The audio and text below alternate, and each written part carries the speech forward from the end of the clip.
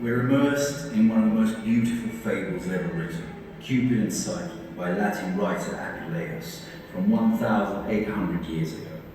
We are in the middle of Apuleius' novel, Metamorphoses, known as the Golden Ass. Psyche is the king's daughter. She's such a fair young girl that everyone is convinced she's Venus personified. Jealous of Psyche, Venus wants her vengeance. She sends her son, Cupid. Meanwhile, an oracle has Psyche exposed on the highest peak of a mountain. Cupid sees her there and, won by her beauty, sends Sophia, springs a sweet wind, to lift her gently and place her in a luxuriant valley full of flowers and scents while she's asleep. On waking up, Psyche walks into a palace replete with beautiful things of all sorts, the golden walls competing in splendor with the sun's very light. Enchanting voices speak to her. That night, Cupid makes her his bride, but before sunrise, he leaves as light as a thief. Their happiness reposes on one condition, that she not see him. Cupid and Psyche spend many a happy night together, but Psyche is not content. She feels lonely. She misses her sister. In vain does Cupid warn her. Sophia takes her to them. Full of envy, they make her believe that Cupid is a monster. So, as Cupid lies asleep, Psyche lights up a lantern and contemplates him ecstatically. So entranced is she that she inadvertently lets a drop of hot oil fall on her beloved's shoulder. Cupid flies away on his fair wings. The enchantment is over. Psyche, pregnant by Cupid, wanders restlessly looking for her groom till she becomes exhausted. She surrenders to Venus. The goddess inflicts upon her a number of formidable ordeals. Firstly, she orders her to sift a mountain of seeds of all sorts in one night's time, an impossible task. But a small ant comes to Psyche's rescue. The ant's people are summoned up. Psyche can fulfill the work in time.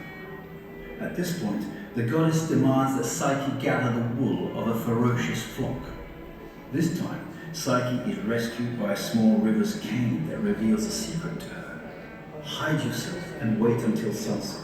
It is the sun's blaze that transforms those sheep into murderous creatures. Enter the nearby woods, shake the branches, then pick up the golden wool that will be hanging here and there in the intricate branches. Yet two more truly deadly trials await Psyche. First, to draw water from the Styx, Hell's river springs from a high mountain full of snares and dragons. Jupiter's eagle helps her here. Then, to collect a handful of the beauty of Proserpina, the queen of the world of the dead. How to enter hell if not by dying? Psyche climbs to the top of a tower, resolved to cast herself from it. But the tower speaks to her and explains to her how she can obtain that beauty. Psyche goes into the world of the dead and leaves. Her only warning, not to open the pyxis, the small jar where is hidden Proserpina's beauty. Overtaken by curiosity, Psyche opens it, and immediately she's enwrapped by death's slumber. But Cupid promptly arrives, finally recovered from his oil burn. He calls her back to life. The ordeal is over. Venus forgives Psyche. Jupiter welcomes her in heaven among the Olympians, and Cupid makes her his bride for eternity. Canova is fascinated by Apuleius' fable. Soul, Psyche means soul, is Cupid's bride, and Cupid, love, makes her immortal. Psyche represents ideal beauty, forms completion and ennobling grace. Her beauty transforms Cupid, Venus's irreverent son, into a caring, sensitive young man, tenderly in love. The artist's attention initially focuses on making Psyche a beautiful adolescent, naked from head to hips, seen as she holds between her thumb and index finger the closed wings of a butterfly sitting on the palm of her hand.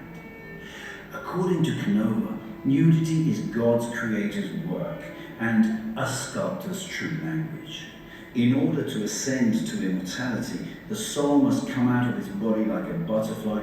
In ancient Greek, Psyche means butterfly too, transforming from a caterpillar into a chrysalis to later spread its wings and soar. Metamorphosis, spiritual perfection, beauty as order and harmony, as the go-between to ascend to the One.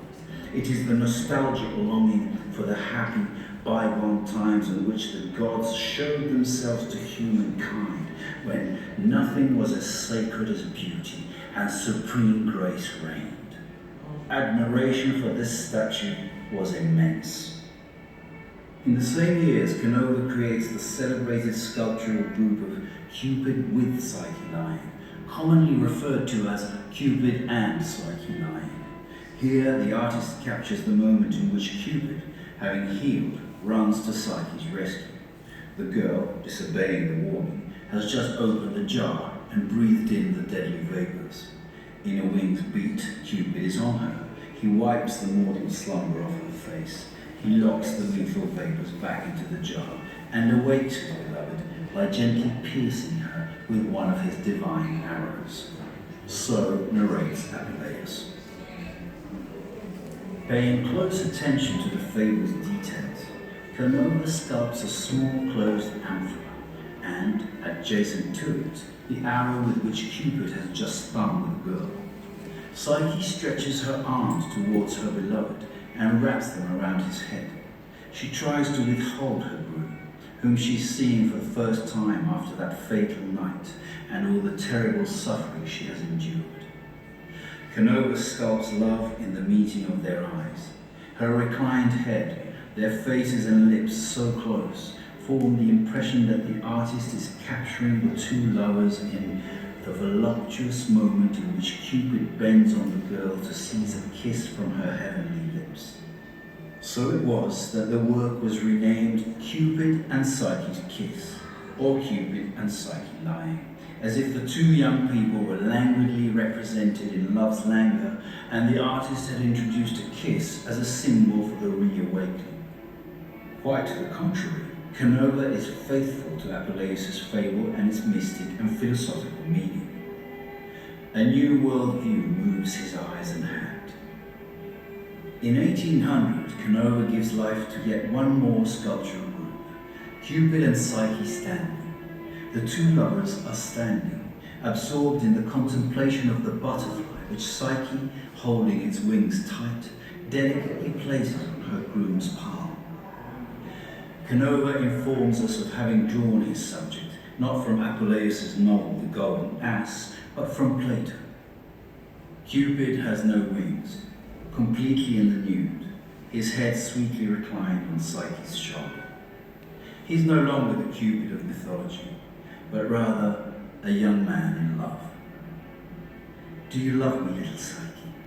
Do you really? Extinguish the melting fear, brighten up the agitated heart. Yours forever. You already have my heart and spirit. Have my very self, little Psyche. Have my soul as well.